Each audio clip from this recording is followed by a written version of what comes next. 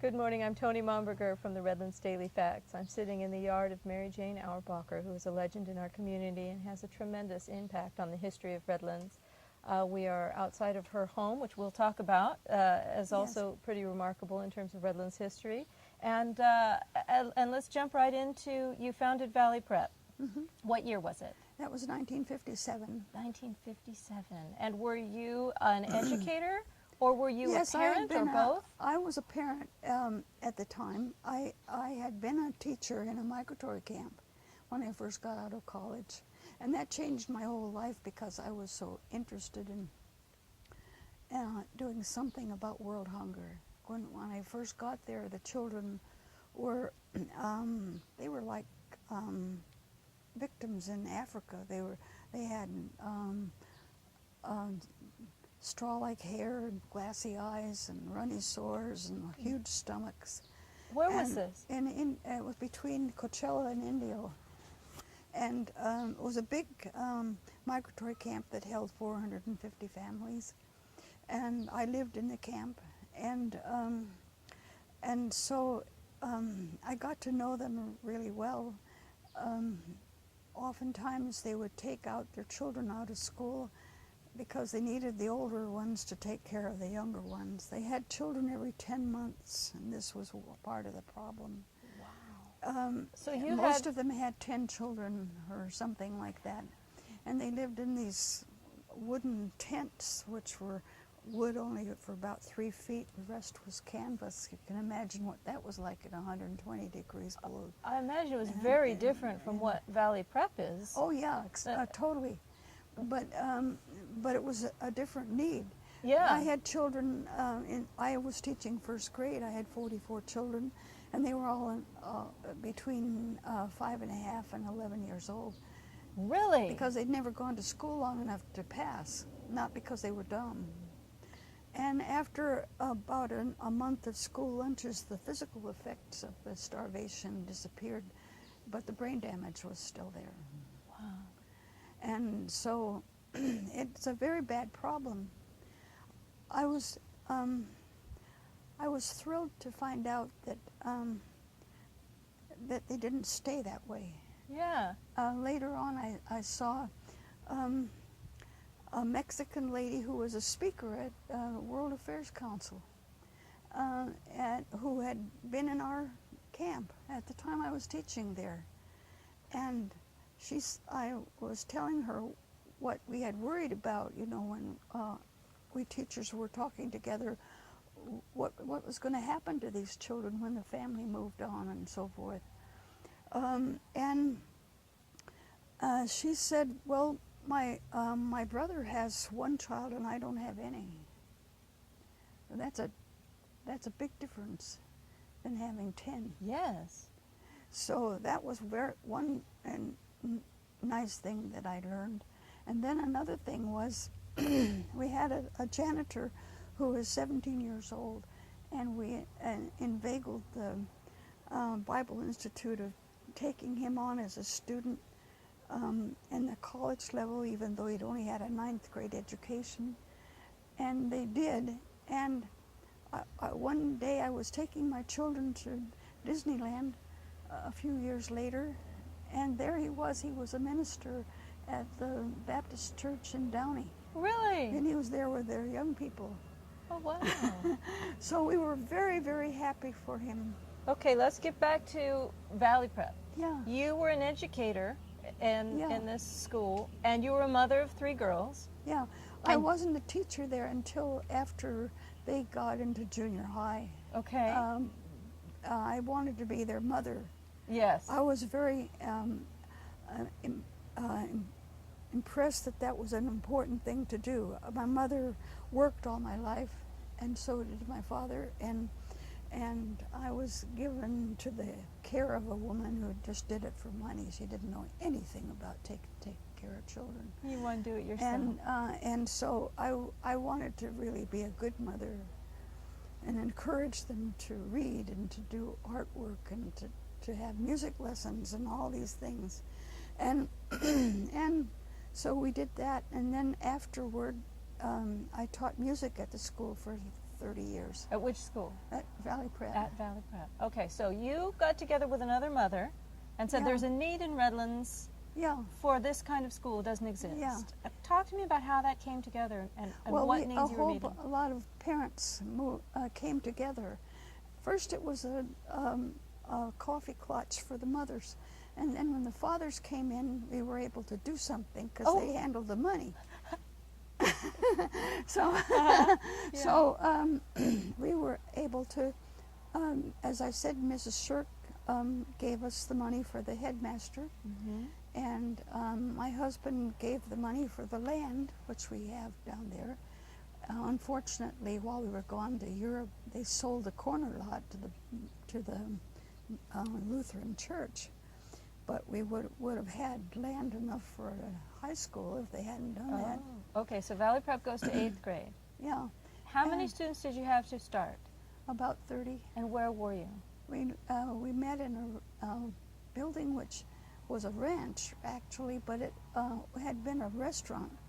In Redlands? In Calamasa. In Calamasa. Okay, how did it end up coming to Redlands? Because that's where everybody lived.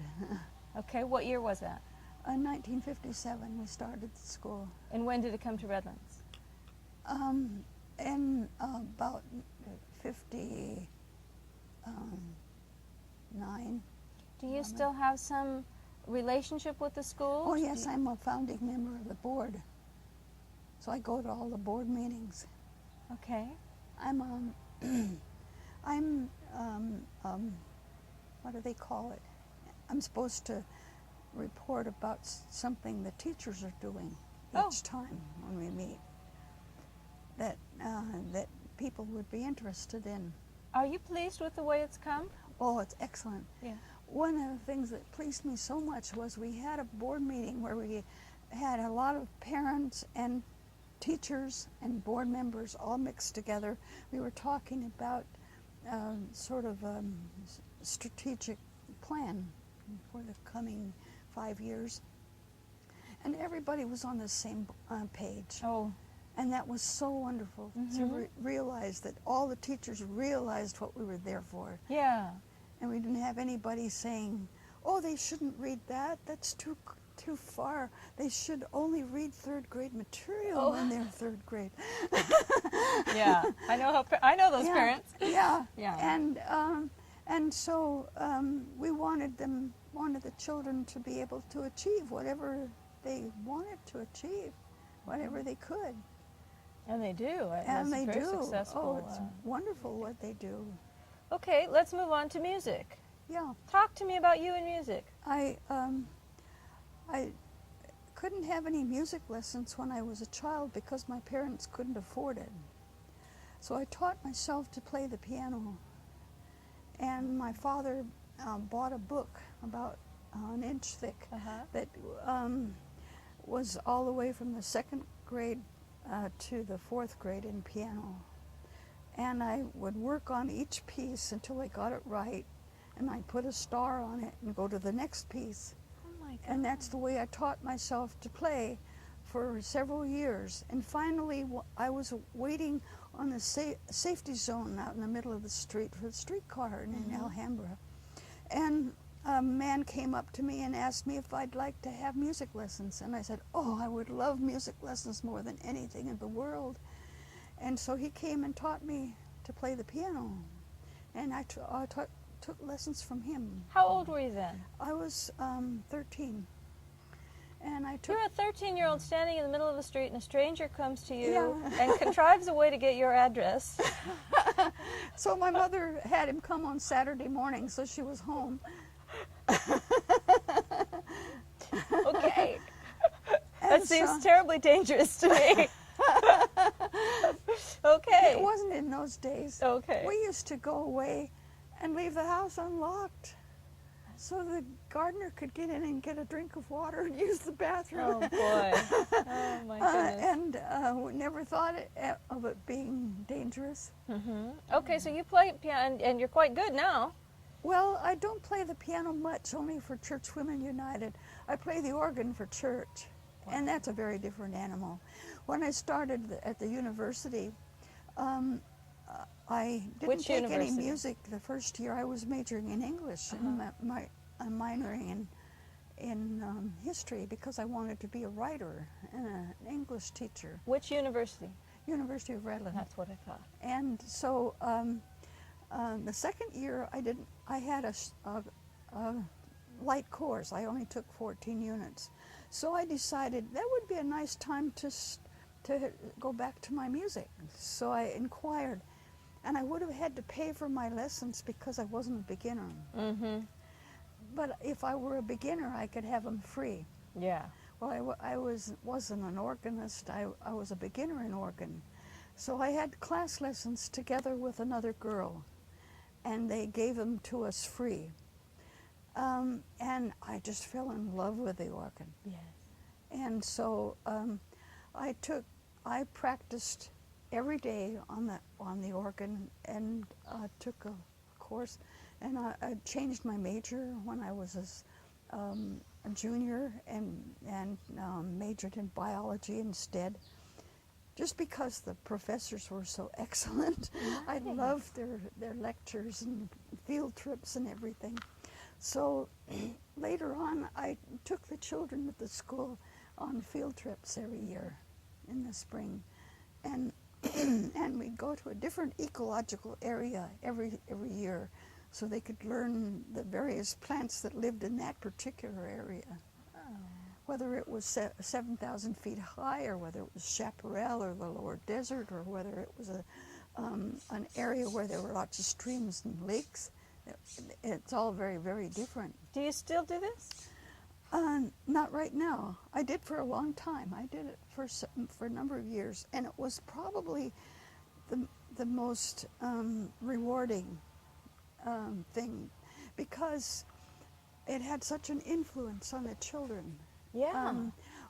One time, I remember we were in what was called the Devil's Garden in Palm Desert. Mm-hmm. And we were looking at these succulents who the only water they have is water that's stored within their cells when it rains, which it hardly ever does. But there are some barrel cactus that can live for 4 years without rain. Wow. And these children were there looking around, and I showed them where the San Andreas Fault is, which is the cause of the mountains, which keeps the rain away from the desert. Mm-hmm. And so we were looking at that, and this boy who was about 11 years old, kind of an athletic type, you wouldn't think that he was interested in academic things, but he looked out and he said, "I never knew the desert could be so beautiful." Oh. And you knew you'd opened a door that would Yeah. never close. You touched him. It was just wonderful. Yeah. And we, another experience we had was we went to an area out in Covington Park in Desert Hot Springs, and the children were, well, it was the one girl who was so afraid of snakes she didn't want to walk with us, but she did finally, and a snake came and raced right in front of her, and she lost her fear of snakes forever because it didn't bother her. Oh. Oh. And so this was a nice thing too. And then one time we went on a trip up to the various different elevations in the desert. And I got a ranger to come with us and explain to us how the life changes at every 1,000 feet as you go up. Oh. Not only the plants, but the animals as well. Mm-hmm. And so he told us all about that on our way up. And I asked him. I got acquainted with him when I went out to look at the situation over, and I said that I'd like to bring the children out. And I said, "Can we take 52 children up on this machine?" And he said, "Oh, yes." So we went up to the top of San Jacinto, Mm-hmm. up there, for our lunch. and he brought along some slides to show us of the life of the desert. And we also went to the museum, and they gave us 2 docents, one for the younger children, one for the older children, and explained to us all of the things that we were seeing at the museum, which was just wonderful.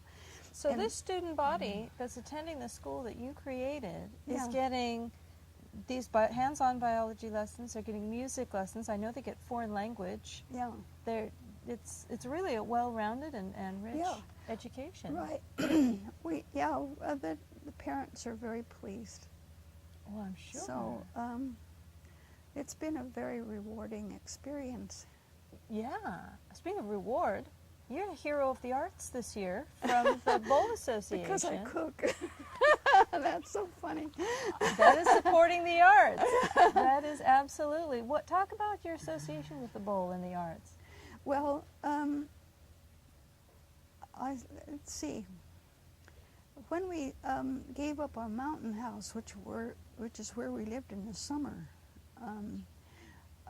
then we went to the Bowl concerts, and with our children, and they were in those programs that they put on, for like The Sound of Music, where they have children.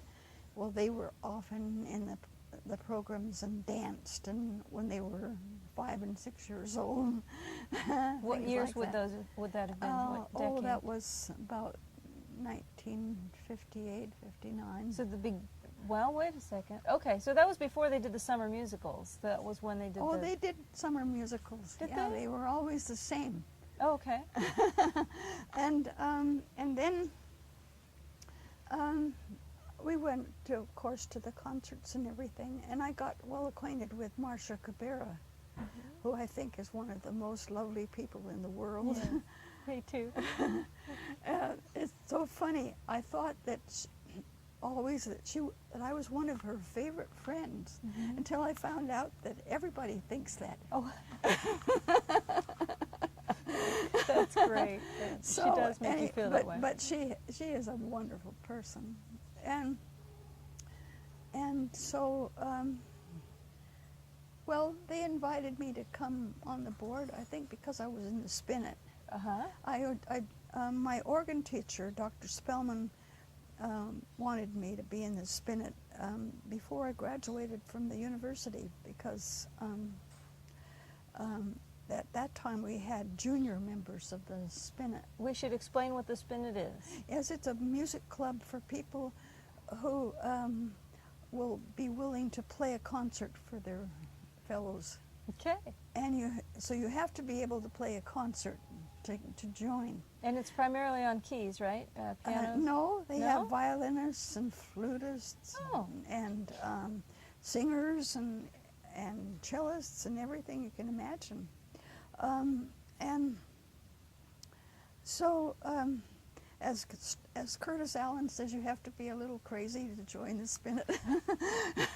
Who wants to play a concert before people who know what you're doing?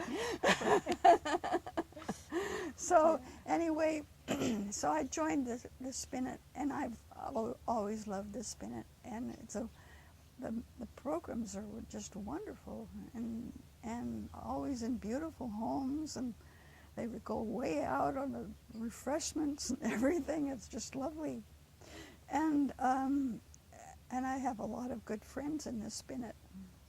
And so they thought I must know something about music or I wouldn't be in the Spinet. So they asked me to come and be on the board and help decide what the programs would be. I was on the program committee for a while, until I started being their cook, and that was enough. That's all they needed. and so that's how I got on the bowl board.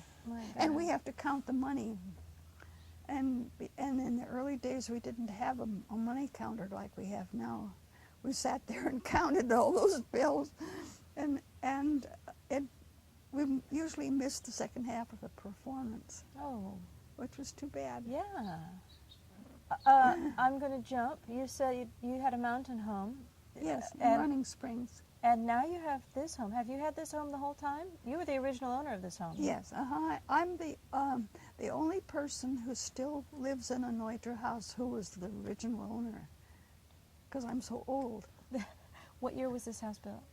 This house was built in 1952. Okay, and talk to me a little bit about, I know it's an example of modern architecture. Yes, This is, it was built by Richard Neutra. He was the architect, and he hired the workers to build it. And he was an associate of Frank Lloyd Wright for a while. And then when they moved to Arizona, they split up somehow, and Neutra went to Los Angeles and worked in Silver Lake District. and your house has garnered some attention, right, nationally? Yeah, right. And you've got awards. It's on the National Register, and for that reason, you can't change it outside. Right. Well, you wouldn't want to. It's very sleek. It's got its own personality. I really like it. Okay, I'm going to jump again. You are an AAUW sister of mine, and Yeah. I know you were recognized recently for being a member for more than 50 years. Is that right? Or am I remembering correctly? 50 years. I don't know about that. Anyway, I've been a member for a long time, since about 1976. That's when my husband passed away. He was very, very ill for 15 years. I couldn't leave him for more than 2 hours at a time, so I didn't join AAUW until after he was gone. Okay. So that hasn't been so long. But then I was very much interested in foreign policy because we had lived in Switzerland two times, and we lived in Austria. No, we lived in Switzerland 1 year, and we lived in Austria 2 years at different times. And our children went to school in the public school in those towns because we wanted them to be fluent in the language. Good for you. Yeah. And think the way the people thought there. And so, because they were so young, they forgot what it was like to live here. Did they were born here though, right? Yes, they went they to were school born here, they grew here. up here. Where were you born? I was born in Alhambra. And where did you grow up? And I grew up mostly in Inglewood. I think where we lived, it's now part of the airport because nobody knows where Forest Street is. Okay. Okay. But you're not from Redlands. No, I grew up in Los Angeles, and that was a wonderful place to grow up as a teenager because it was culturally so rich. Mm-hmm. I went to see Shakespeare plays in the theater downtown, in the Biltmore Theater, and I went to hear the LA Philharmonic play in the old Temple Baptist Church, which used to be their headquarters, and my father and mother took me to the Hollywood Bowl to hear all the concerts, and they took me as a baby. It was only in existence about a year before we used to go there, and we sat almost in the front row, and my mother got the tickets for $25 because she worked for the county, and it was a county park. That's So nice. she got to go for $25. And we sat right in the front row, and my father, who had played the violin as a boy and a French horn when he was older, used to tell me about these mean conductors. He used to throw the baton at the orchestra because they were so mad, and I thought that was just wonderful. Yeah. Those tales used to just enthrall me, and so I got to kind of feel what it was like to be up there and everything, and he played in a lot of orchestras and bands, and mostly on Sunday afternoon. They used to have these bands that played in the park and also down at the beach. in the summertime. Wow. Well, no wonder you have such a love for music. Yeah, and we used to go for rides on Sunday afternoon, and my father, who was very much interested in science, used to tell me about the layers in the hills. You used to be able to see what they were made of because they weren't built over yet. Yeah. They were grown over.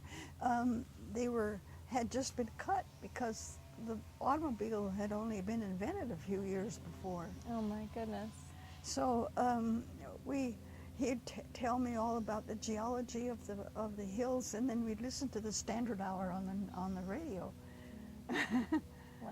So you it came was to Redlands wonderful. then in what? When I went to university at 18, At in 1940, and there were only about 500 students at the time because all the men were gone to the war. Oh, sure. And so it was only divinity students and girls that were at the university. I hadn't thought of And that. then the Navy came. Then there were hundreds of boys that were in the Navy and in the Marines who occupied all the dorms except one. Really? They kept one free for music students. So I got to stay in Beacons Hall because I was a music student, because I practiced after supper like all the others did too. So they let us stay there. But we had our meals in a university hall, which is where Stater Brothers is now. Oh, yes, Orange where the Street. Casa Loma was. Yeah, right. We all of the other girls stayed in the Casa Loma Hotel, and so And now at the time, just to clarify, it wasn't a hotel at the time, it was a dormitory at the time, right? yeah, It was right. The university girls' took it dorm. over. Yeah, and so we had a very nice dining room, and and we used to walk down from the university to go to our meals, and the dean found out that only one girl went to breakfast because we didn't have time to go down there for breakfast and go to an 8 o'clock class. So the girl said, "Well, I have to have my oatmeal, so I go down there every day." Well, so they made the basement of Beacons into a little dining hall. It was just darling, where we eat our breakfast, and they had 3 gallons of oatmeal there for the 60 Oh. girls. It was too funny, and nobody ate it but that one girl. Oh, Because they had bacon and eggs and coffee cake and everything Yeah, that's else what that I'd have everybody too. liked. yeah. What have I forgotten to ask you? What gem of a story are you holding out I on? don't know. No? I joined the Audubon Society, and also I took 5 classes from Jean Cardiff in order to learn about the natural world as much as I could, and to learn particularly about the birds of the different various localities, because that was his specialty, and I didn't know very much about birds.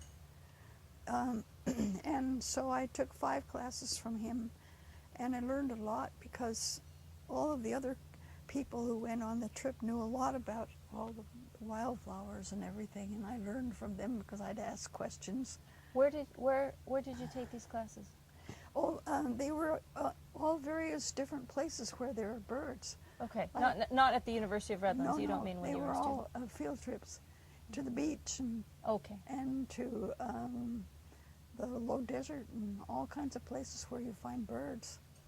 And and I remember going down to Mecca and seeing 10,000 white egrets roar to the sky at once. It was just a wonderful sight. Wow.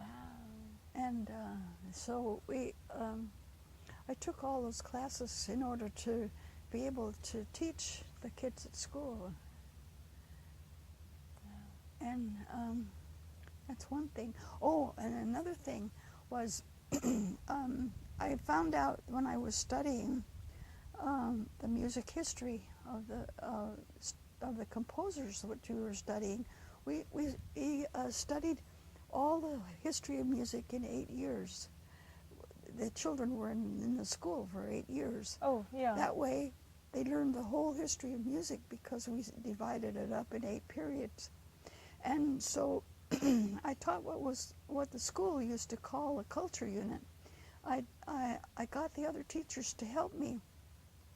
And so we learned the history of the period, as well as the composers and the artists of the period, and the philosophers and all those things, and the literature of the period.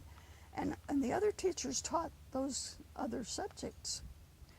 And I thought, since the artists and the musicians were both influenced by the same events in history and by the philosophers who came before them, that that I took the children every year to a museum that specialized in that particular period of music, of art. Like when we were studying the 17th century, we went to the Huntington, and when we studied the modern period, we went to the Modern Museum at the Anderson Building at the LA County. And when we were studying the 19th century, we went to the Norton Simon. And I would go to those museums about 8 times before I took the children. And I'd sit on the floor and take notes off of the plaques on the wall. And so I could tell them about these artists. Well, what I did was actually, I rented slides from the museums, from their collection in their library for the children on each of these art periods. And I wrote a narration for the teachers to read to the children. I'd like to go through your class. And a lot of parents did, but I quit letting the parents come because I couldn't make them shut up. Yeah. I might be guilty of that myself.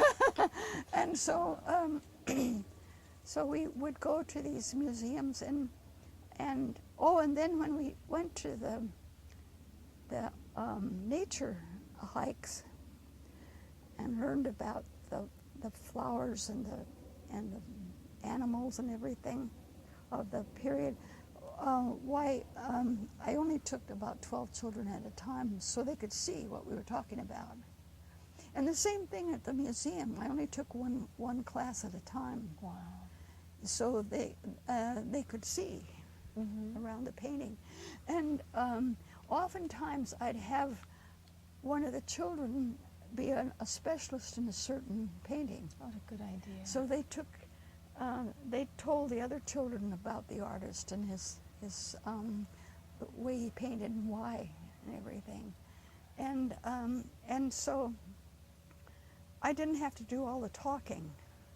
And then sometimes the other teachers would talk to the children out in the park outside the museum about the other disciplines, like the history and the philosophy and of the period. And so they would have a full day of culture. And then on the way home in the bus, they had to answer questions. Yeah, that's a great creative way to teach them. So what a good program. So we did that too. That was another thing. Okay. So Well, it sounds like we've covered it all. yeah, I think so. All righty then. Thank you so much for letting Oh, us you're come welcome. and sit on your patio this morning. We're not going to get up. We're just going to stay here, by the way. Very nice. All righty, thank you. You're welcome.